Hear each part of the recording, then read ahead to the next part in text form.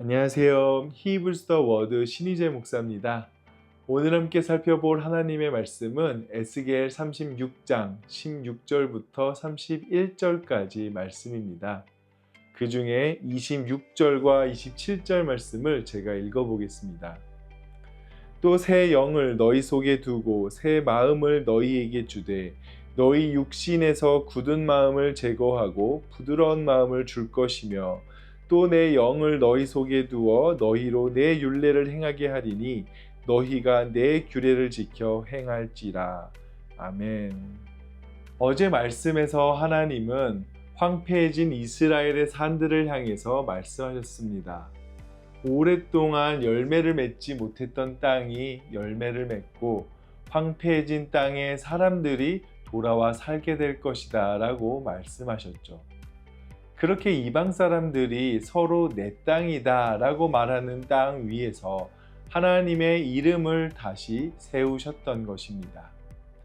오늘 본문은 어제의 그 회복의 말씀의 연장선상으로 볼 수 있는데요. 그러면서 오늘은 그 회복의 땅에 살았던 사람들에 대한 말씀을 하시는데 17절 말씀을 제가 먼저 한번 읽어보겠습니다. 인자야, 이스라엘 족속이 그들의 고국 땅에 거주할 때에 그들의 행위로 그 땅을 더럽혔나니 나 보기에 그 행위가 월경 중에 있는 여인의 부정함과 같았느니라.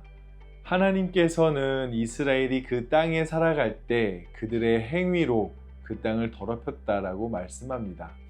그 행위는 18절에 나오는데 땅 위에 피를 쏟고 우상을 섬겼다라고 말씀합니다.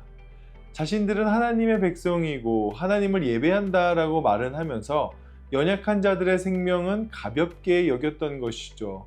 잘못된 예배가 잘못된 삶을 낳았고 그들의 죄는 공동체와 땅을 오염시켰던 것입니다. 그런데 하나님께서는 이스라엘의 행위를 월경 중의 부정함에 빗대서 말씀합니다. 어떻게 보면 불편하게 들리실 수도 있겠지만 여기서는 월경 자체를 죄라고 말하는 것이 아니라 이스라엘이 하나님 앞에 가까이 갈 수 없는 부정한 상태가 되었다라는 것을 볼 수 있죠. 그리고 월경은 시작과 끝이라는 정해진 기한이 있습니다. 그렇기에 이 심판의 메시지 안에 하나님께서는 그 부정을 끝내실 회복의 시간까지 있었다라고 우리는 해석해 볼 수 있다라는 것이죠. 그래서 하나님께서는 19절 말씀대로 이스라엘을 그 행위대로 심판하여 열방 가운데 흩으셨습니다. 그러자 많은 사람들은 이렇게 말하죠. 20절입니다. 그들이 이른 바 그 여러 나라에서 내 거룩한 이름이 그들로 말미암아 더러워졌나니 곧 사람들이 그들을 가리켜 이르기를 이들은 여호와의 백성이라도 여호와의 땅에서 떠난 자라 하였음이라. 다시 말해서 이들이 여호와의 백성이라면서 왜 여호와의 땅에서 쫓겨났는가 이렇게 서로 얘기하고 다닌다라는 겁니다. 그들의 눈에는 여호와가 자기 백성을 지킬 능력이 없었거나 자기 백성을 스스로 버릴 만큼 신실하지 않은 신처럼 보였을지도 모릅니다. 결국 이스라엘의 죄가 하나님의 이름까지 왜곡되게 만들었던 것이죠. 그래서 하나님께서는 자신의 이름을 아끼셨습니다. 그리고 22절에서 마침내 이스라엘에게 이렇게 직접 말씀하시죠. 그러므로 너는 이스라엘 족속에게 이르기를 주 여호와께서 이같이 말씀하시기를 이스라엘 족속아 내가 이렇게 행함은 너희를 위함이 아니요 너희가 들어간 그 여러 나라에서 더럽힌 나의 거룩한 이름을 위함이라. 하나님께서는 나의 거룩한 이름을 지키시겠다라고 말씀하십니다. 다음 23절에서는 그 거룩한 이름도 큰 이름으로 부르시며 하나님께서 그 큰 이름을 열방 앞에서 다시 거룩하게 하겠다라고 선언하시죠.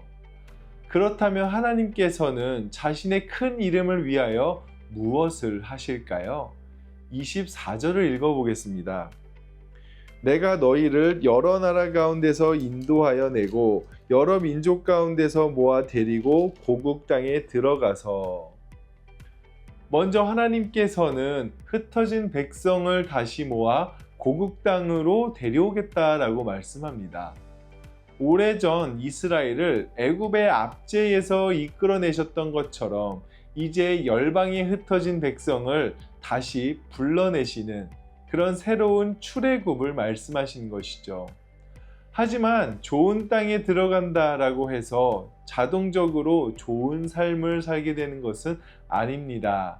애굽에서 나왔을지라도 애굽의 방식을 품을 수 있고 바벨론에서 돌아오더라도 바벨론의 가치관을 가지고 살아갈 수 있기 때문이죠. 그래서 하나님은 백성의 더 깊은 곳을 바꾸려고 하십니다. 25절입니다. 맑은 물을 너희에게 뿌려서 너희로 정결하게 하되 곧 너희 모든 더러운 것에서와 모든 우상 숭배에서 너희를 정결하게 할 것이며. 하나님은 맑은 물을 뿌려 직접 정결하게 하겠다라고 말씀하십니다.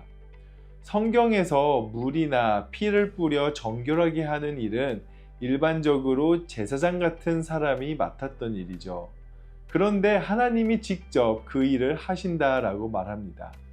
이스라엘은 스스로 자신의 몸을 정결하게 할 수 없었기 때문입니다. 그런데 정결만으로는 충분하지가 않습니다.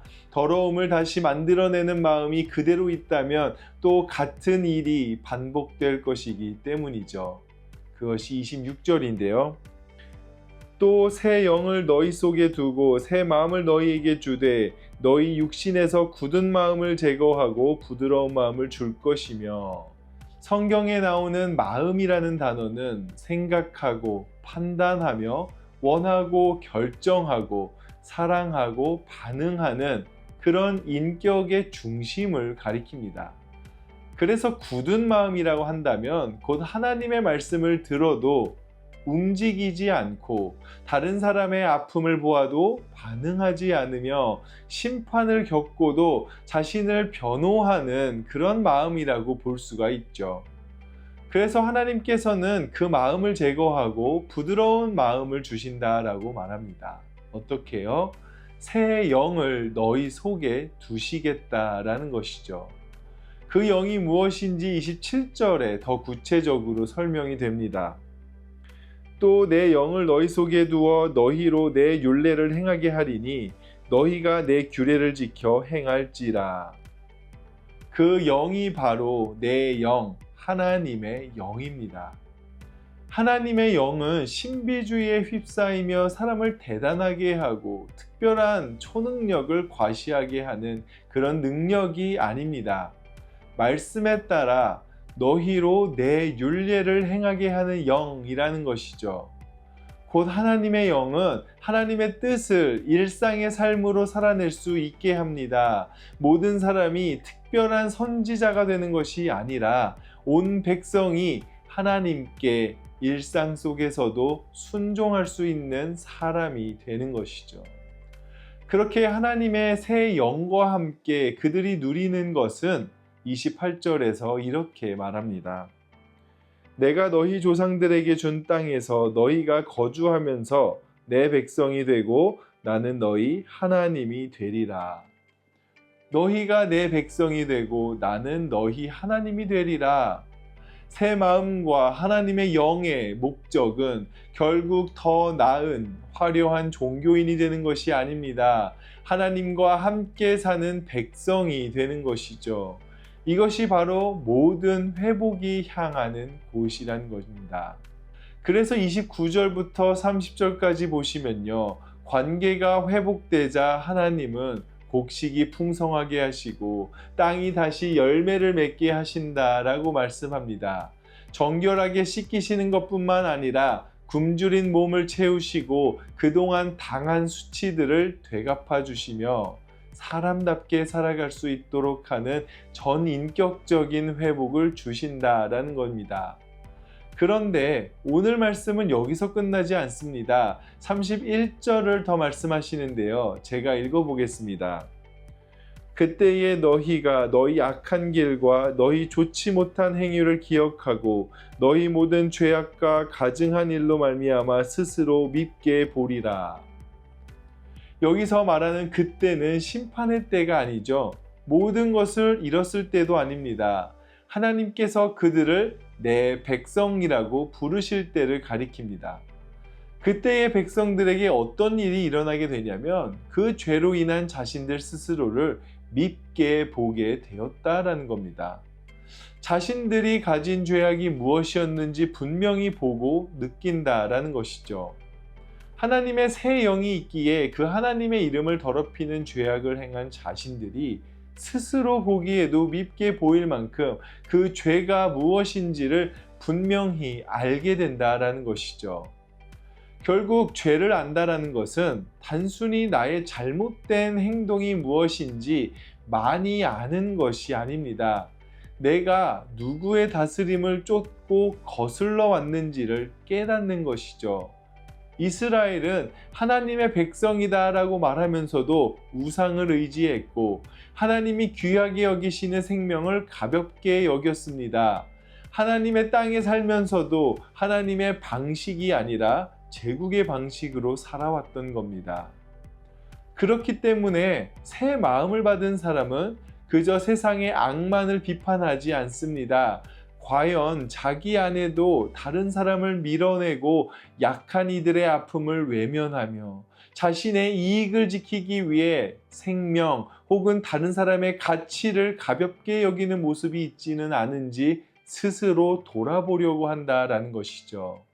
이렇듯 은혜는 우리 스스로의 죄를 본다 하여 그것이 나는 아무런 가치가 없다라고 말하게 하지 않습니다. 대신 나의 삶이 하나님의 선하고 생명을 살리는 다스림을, 그 가치를 높이는 다스림을 어디에서 거스르고 있었는지 정직하게 보게 한다라는 것이죠. 그렇기에 하나님 나라는 죄 없는 사람들이 자신의 의로움을 자랑하는 곳이 아닙니다.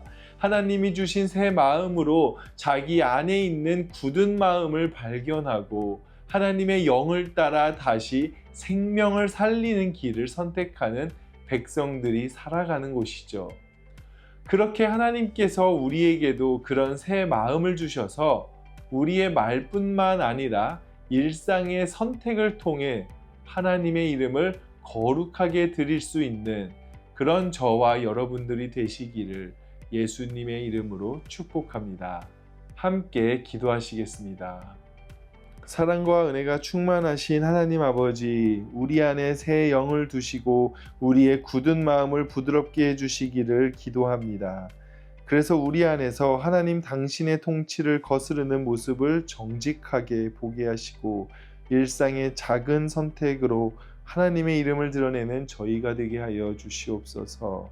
모든 것에 감사드리며 주의 아들 그리스도 예수님 이름으로 기도드렸습니다. 아멘.